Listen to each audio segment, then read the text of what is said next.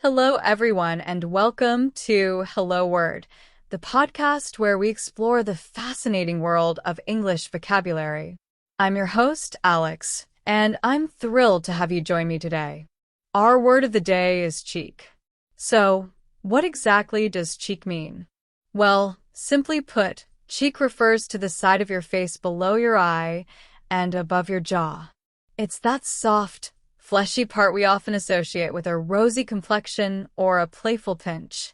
In everyday language, cheek is a pretty common word. You might hear someone say, "She has rosy cheeks," or "He kissed her on the cheek." It's a straightforward term, but let's delve a little deeper and explore some synonyms and antonyms to enrich our understanding. Now, let's explore some synonyms for cheek. While there isn't a perfect synonym that captures the exact nuance of cheek in all contexts, we can use words like face, jowl, or side of the face. Face is a broader term, encompassing the entire front of the head, but it can be used in place of cheek in some instances. For example, instead of saying, "She felt the warmth on her cheek," you could say, "She felt the warmth on her face." However, this lacks the specificity. Jowl refers to the fleshy part of the lower cheek, often associated with age or certain breeds of dogs. For example, the dog had droopy jowls.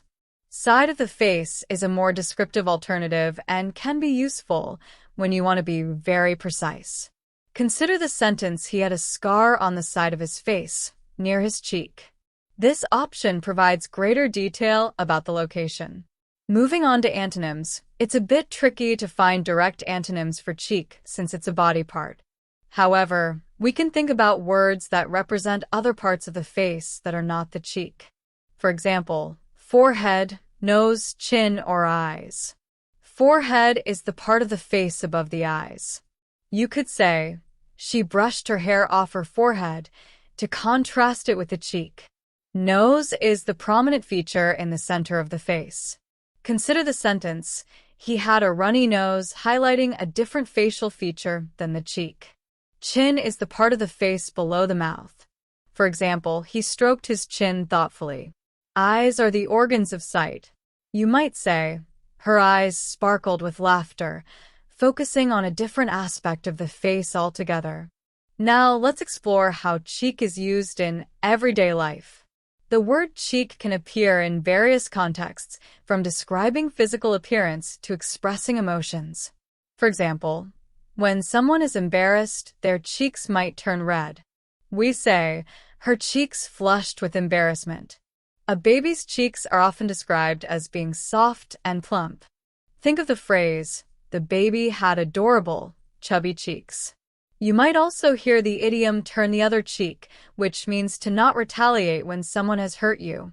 Let's delve into some specific usage examples in sentences and phrases. The cold wind stung her cheeks.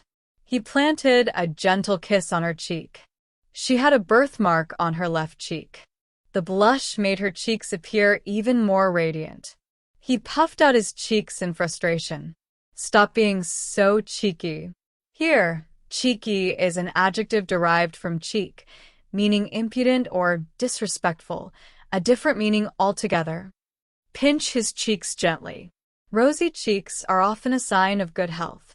She rested her cheek against his shoulder. The actor applied stage makeup to highlight his cheekbones. He wiped a tear from his cheek. The sunburn left a red mark on her cheek. I love the feeling of cool air on my cheeks. She applied blusher to her cheeks to add color. His sunken cheeks showed how ill he was. The toddler had apple cheeks. She patted the dog on the cheek. The makeup artist contoured her cheeks. Her tears left streaks on her cheeks. The doctor examined the swelling on his cheek. In conclusion, today we've explored the meaning of the word cheek, its synonyms like face, jowl, or side of the face, and considered words that represent other facial features as antonyms like forehead, nose, chin, or eyes.